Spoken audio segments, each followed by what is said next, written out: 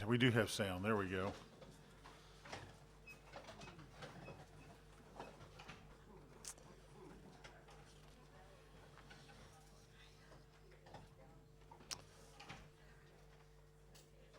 So I'd like to do two things to start the morning. First of all, I told Ronnie last night was spellbinding. Thank you so much for that word, brother. Thank you for bringing that to us. And the other thing I want to do is our staff attends conferences. We get a conference allowance every year, and so we do things like you're doing right now. And so we spend time. One year we go to a conference specific to our area of ministry. My youth guys go to youth things. My missions guy missions, etc.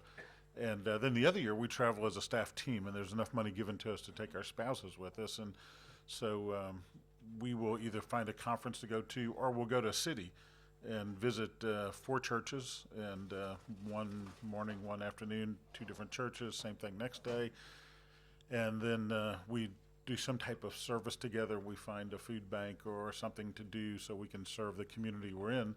And a lot of times we'll find an author who's written something and just pay him a little stipend to come in. We discuss it, read his book together, and then discuss it. So for our staff team, it's a real bonding experience, a real growth experience. But when we go away, I tell them, it's real easy to, it's like drinking through a fire hose because you get all this information coming at you. And I really want us to walk away seeing our God a little differently, hopefully in a deeper way, more meaningful way. And unless we talk about that, I find we get thrown right back into ministry. And so we always debrief. We have a little time when we turn and just talk to one another and say, what is some way God has challenged us, sharpened us, revealed something about himself to us? So I want to pause this morning just for a few moments. I'll give a little time back in this message. But here's what I'd like you to do. I'd like you to not get in big groups, but maybe groups of 4 or 5 at the most.